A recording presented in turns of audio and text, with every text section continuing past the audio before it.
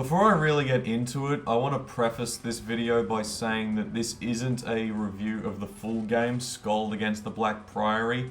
This is a review of the demo, and not even all of the demo, just the first half of it. And as such, I won't be able to critique the story or mechanics super in depth, as they're not given a lot of time to shine on this demo, so consider it less of a review and more of a first impressions of Skald. Anyway, Skald Against the Black Priory is an RPG that is deliberately styling itself after CRPGs of the 1980s like Ultima, Wizardry, and the original Wasteland.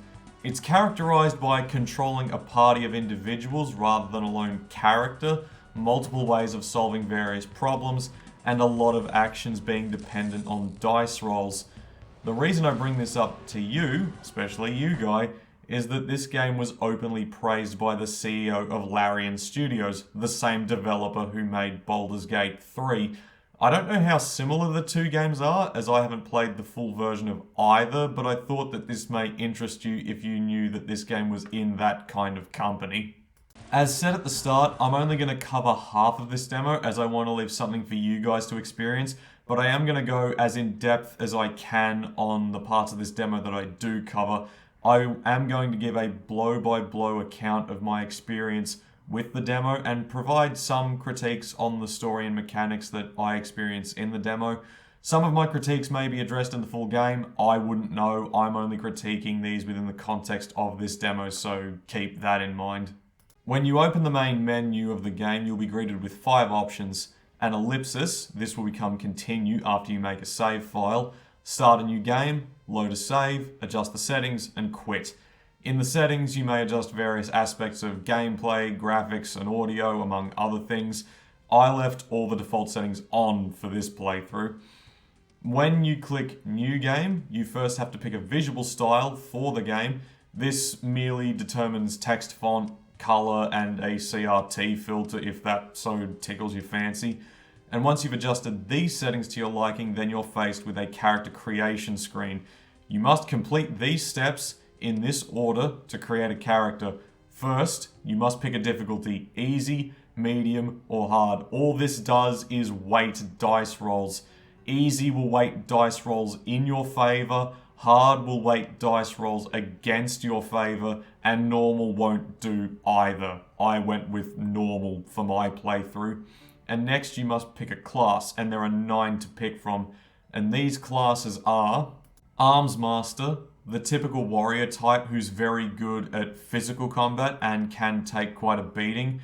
There's Battle Magos, who specialize in casting destructive magic, and unlike other magic users, Battle Magos also get access to some combat feats, and I'll get into what feats are later.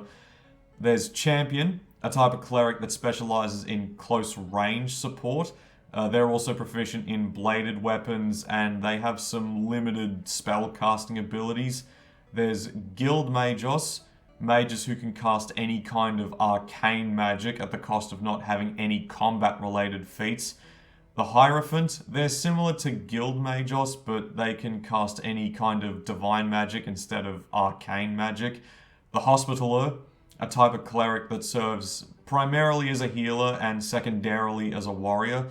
An Officer, they're a type of warrior that, while they are skilled in melee combat, they're primarily used to buff other party members.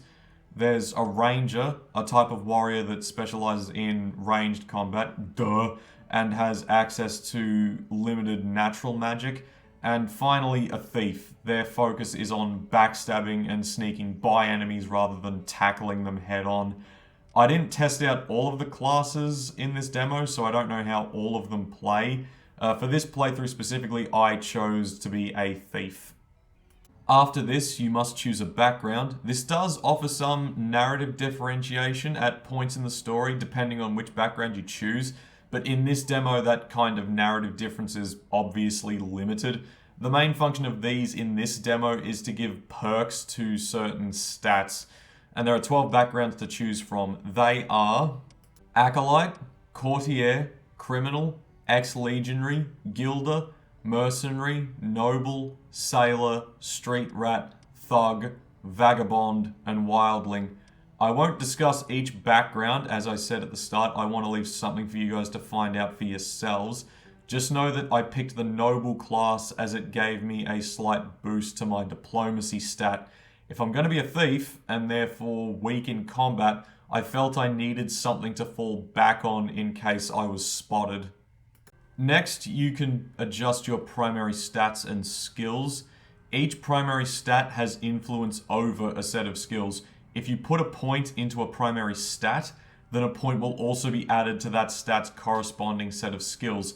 An example being, if you put a point into agility, a point will also be put into skills like stealth, thievery, crit chance, initiative, range to hit, and dodge. You have 5 points to spend on primary stats and 6 bonus points to spend on individual skills. This will help with dice rolls when we get into the game, much like a tabletop RPG like Dungeons and Dragons. As you can see, I prioritized agility and presence over all other stats. Call me crazy if you must, but I think it's pretty important for a thief to be stealthy. I also put a lot of points into related skills like awareness, as it's probably best for a thief to know the dangers around them as they are very fragile. Penultimately, you may put 7 points into your class's feats. This is like a skill tree that you can put points into to gain skills and passive buffs. It may cost multiple points to gain just one buff or just one skill depending on how powerful it is, and each buff/skill can be upgraded 3 times. I decided to put some points into Tradecraft to get the backstab ability, as it's, what the thief class is based around. I also put some points into the Thievery Initiate to get an increase to my Thievery and Stealth skills. And finally, one last point into the Light Weapons Initiate to get a crit bonus when using light weapons. Unfortunately, you won't be interacting with the feats anymore in this demo, which is kind of sad, but from the looks of things, it seems to be quite a substantial system to engage with. Finally, you can customize character appearance and then name them. I made my thief all black with brown boots. They have to be able to hide after all. It'd be a bit weird if they were wearing a brightly coloured clown costume. And finally, I named my character Garrett. Why yes, I am a fan of the Thief games, how did you know? And with the character creation finished, we finally start the game. You start the game on a ship in the middle of a storm with a text box stating our destination being the Isle of Idra. As you can see from the graphics, this game is trying to make itself look like an MS-DOS game like the Ultimas and Wizardries of old. That may be a turn-off for some people, but the limited visuals I find to be quite nice. I love anachronistic games, and this is hitting all the right notes right out of the gate. The words that are highlighted in blue can be hovered over to get a description of that word, and using this we know that Idra is the main island of the Outer Isles.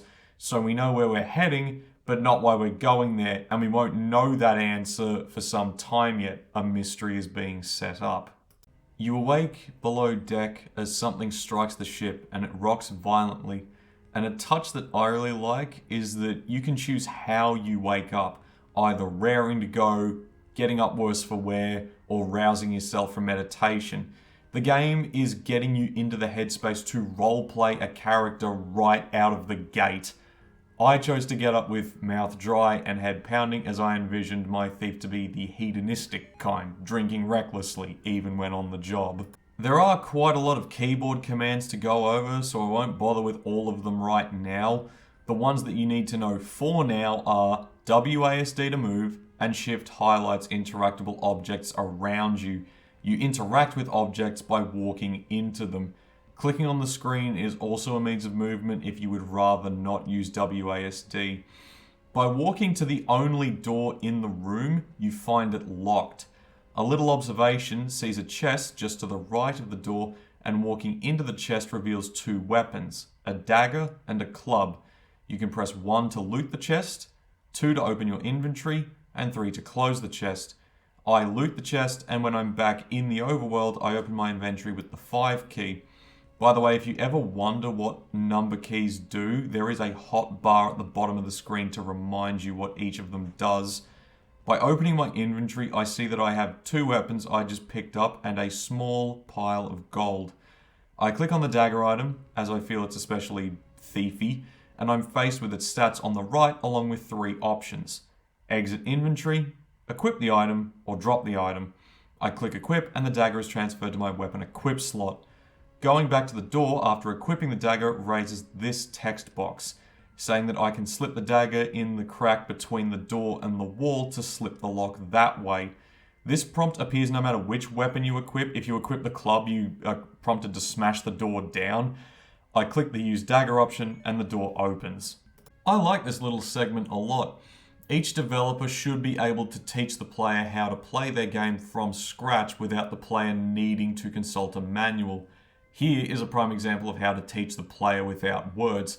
It is assumed by the game that the player already knows how to move due to cultural osmosis, but the game nudges you towards other interactions. As I said, the door is locked, so you can't leave. You only have 2 things that you can interact with in this room, a map and a chest.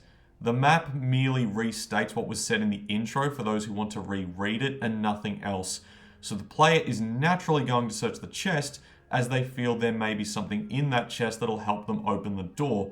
This, along with giving the player the necessary tools to open the door, also teaches them how to interact with objects. You also need to equip the dagger or the club before you can use it on the door. So you need to learn how to open your inventory and equip the items before you can leave. This is very basic stuff, but I do appreciate the wordless tutorial on how to do these actions. I maybe would have put up some text boxes saying which keys did what though. 5 to open your inventory is a bit random, as a lot of people would be used to it being another key. The last thing that I appreciate about this section is that it teaches you that there will always be more than one solution to a problem. Here, it's using either the dagger to slip the lock or the club to break down the door, but we will see a few examples of multiple solutions to the same problem later in this demo as well. And this is fantastic role-playing design. The player has multiple routes to fix the same problem depending on what they feel their character is, as opposed to having to do things a preset way, which may go against the kind of character that they want to play. Stepping out of the room, you're faced with another chest off to the side. Since the player has already interacted with a chest, they will most likely go for this one to see what's inside it. The chest has more items in it than the first one, including some pieces of armor, some swords, some potions, a bow, and some arrows. I do appreciate that they put these items outside of the starting room. If the player equipped one of the other weapons in place of the dagger or the club, then they wouldn't be able to use it to get out of the room, leading to some frustration around which tool they have to use to get out. By forcing the player to only use the dagger or the club, the player is able to leave the room with little frustration.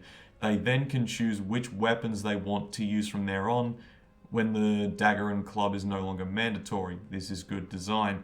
I equip as many of these things as I can, as I may want to experiment with them later and then carry on. As I approach the center of this room, I'm greeted by this.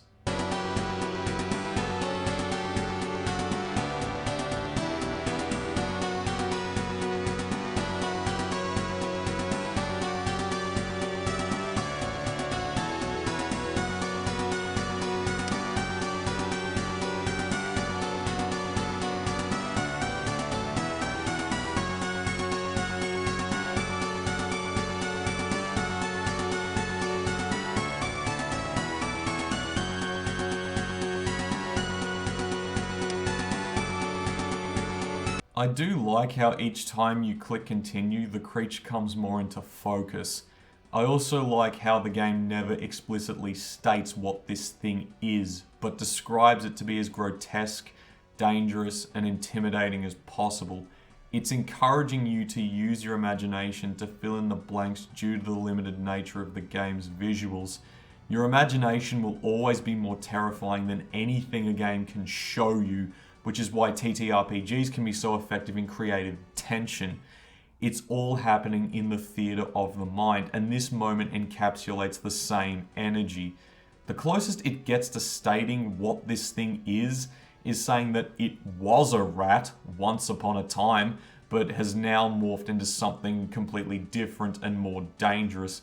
The explanation around someone fighting for their life against this thing and then the monster slowly slinking out of the shadows is a great monster introduction and sets a tense mood for the first fight of the demo. Combat works like this. You pick where you start combat. It can be any one of the yellow squares. Once you've chosen where you wish to start, you click Begin Combat. On the left side of the screen, you can see 3 gems, 1 green and 2 red, and this is the initiative order. Hovering over these, you can see the names of the combat participants. I do like how your party members are in green and the rats are in red. Easy way to tell who's going next at a glance. On your turn, you may move and then perform 1 action. I didn't bother doing anything other than attacking, and I died. Hang on a minute.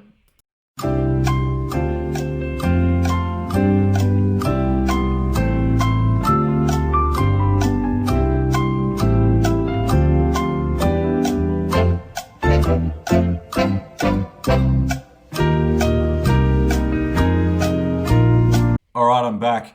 I do end up killing the rats through sheer brute force, and, spoiler, this is the only fight I take part in this whole demo. There is an optional fight you can get into later, and I will lampshade that when it comes up, but I didn't partake in that this run through. And because of this, I don't really have much to say about the combat, as I don't have a lot of experience with it. A bit anticlimactic, I know, but I don't feel comfortable commenting on something that I don't have a lot of experience with. The next room has a lantern in it. By equipping the lantern and then pressing T, you light the lantern and have a light source you can now carry around with you. This becomes instantly relevant as turning on the lantern reveals a barrel near the character that can be searched. Barrels can only be searched by illuminating them first. Again, smart design to have a barrel right by the lantern, as the player will instantly be curious about how the lantern works and try it out. This, again, teaches the player not only how to light a lantern, but that the lantern can reveal secrets. Very elegant design. I go up the ladder and run into a skulking figure. The figure reveals itself to be a man named Roland. Now, we don't know who this is yet, but we will by the end of this demo. Interestingly, it's not the game itself that reveals this information. It's your character's dialogue options. Your character knows who this person is. Your character knows more about the situation than you as a player do, and if that is true, then what else do they know that you don't know? The mystery around what's being happened is still in the back of your mind. Roland tells you that there's trouble up on deck as the captain is refusing to dock the ship despite the destination being in sight. Again, in your character's dialogue options, we see one of the options is, if we turn back, we lose our shot at the girl. So now we know that our character is searching for someone. We don't know why, although you can assume it's business related by the tone of the conversation. Roland says that it's glimpses and superstitions that are stopping the ship from landing. Our boys are about to show them some very real steel, Roland says. So that's the commotion you heard. People that you are with are fighting with the ship's crew up on deck about a disagreement to land the ship. This is followed up with Roland saying that the people you hired are angry since if they don't land, they don't get paid. And if they don't get paid, then things will go south. But the sailors are terrified, and they're convinced that something is hunting them. You're about to go up on deck, but Roland says that there are a couple of spooked sailors in the room next to you. The implication being that they're so jumpy that they'll attack anything that startles them. Roland joins your party and you decide to sneak past the guards. Sneaking is pretty basic. Click the control button to enter sneak mode and the game tells you the percentage of how effectively you're sneaking. If the text is in yellow, you're in the enemy's line of sight, and if it's in green, you're out of their line of sight. And while I do obviously appreciate the sneaking mechanic being taught to the player this early on, as far as I'm concerned, the earlier you learn this stuff in the game, the better. I do find the framing of this learning to be quite odd. Like, surely the crew know that you are below deck and that they shouldn't be attacking you. You weren't a part of the argument taking place upstairs, so why would they be angry at you? They may be angry at the people that you're with, but I don't know why that would extend to you as an individual. I guess the idea is that they're so spooked that they're going to indiscriminately attack anything that startles them. I'm assuming. Approaching this door, we get a prompt. The door is locked. Do you want to pick the lock with the thieves' tools I picked up in the barrel? Do I want to force the door open, or do I want to leave the door? If you decide to pick or force the door, a dice roll of 2d6 will decide if you succeed. You can see that I need a 10 or higher to pick the lock, and a 5 or higher to force the door. Forcing the door does have a risk of alerting the guards due to the noise it will make. I decide to attempt to pick the lock since I am a thief, and it would be more in character to pick the lock since I am a thief. After rolling the 2d6, my thievery skill is added to the result, and that is my final result. It's very D&D, and again, I do like that there are multiple ways of going about this situation for different types of characters, and I promise that we'll get to one of these situations that doesn't involve opening a door soon, I promise. Opening this door, we see a corpse on a table. Examining the corpse reveals that it's the man who fought the rats on the floor below. He's dead. This was foreshadowed by the blood trail on the wooden floorboards outside. That is a small detail that I do appreciate. After scrounging up some more supplies in this room, I carelessly step into the guard's line of sight without sneaking first. One of them draws a weapon, and here is where I decide to use my diplomacy skill to pacify them. I don't know if there's a possible fight here, there may be, but I've never selected an option other than diplomacy, so I wouldn't know. I succeed at the roll, they come to their senses, and I walk up on deck. I emerge into a mess of howling winds, pouring rain, and two factions at odds with each other. The mercenaries you hired and the ship's crew, both sides having drawn their weapons. I address the captain of the ship and ask why he won't land. He repeats what Roland said, saying that he saw something in the water and he doesn't want to risk aggravating it. It might attack the ship. The head of the mercenaries, a man by the name of Gustavo, gets visibly angrier with this explanation. When it becomes obvious that the captain is only doing this based off of glimpses, and he wasn't even sure if what he saw was a monster, I decide to force the issue by threatening the captain with death if he doesn't go into shore. Because I used diplomacy successfully, I avoided a fight with the ship's crew and convinced the captain to sail into shore. Here is where that optional fight I mentioned earlier can happen. If I chose another dialogue option, or if I failed my diplomacy check, a fight would have broken out between the crew and the mercenaries. Again, just some optional content based on what you want your character to do. Again, quite a nice way of encouraging role-playing. And then suddenly, a mass of tentacles attack the ship, pulling the crew and mercenaries overboard. The hard cut from the two sides facing off to both sides being dragged over the ship is a jarring moment that mimics a horror jump scare, albeit in an archaic, retro kind of way. The art in these cutscenes is very good as well, just to touch on that for a bit. The imagination is going to be doing a lot of the heavy lifting here, as a lot of these cutscenes are presented in stills, and the text is going to describe a majority of what's going on. But this panel here, the sailor in the foreground has the most detailed face of anyone in this demo. Look at the terror in his eyes, the hand grasping at anything to stop himself from being dragged overboard, the blood on his leg, which was most likely caused by the tentacle that's trying to grab him. It portrays just enough to get your imagination running. And the tentacles begin tearing the ship to pieces, and Roland is thrown overboard in the chaos. You run to pull him back up, but you're too late. He's already disappeared. Knowing that the ship is lost, you jump overboard. The current pulls you underneath the water, and you're dragged beneath the waves. The tentacles reaching out for you as your lifeless body sinks into the abyss. And this is just half of the demo. I implore you, if this video has piqued your curiosity, please download this demo and try it.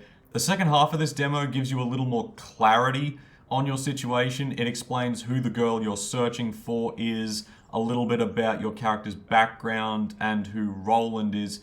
It's also a lot more relaxed than the first half of the demo. No fighting, takes place at all. You're pretty much just walking around this mansion talking to NPCs. The demo ends with you knowing what your job is and teasing you with the adventure you're yet to have, like all good demos should do.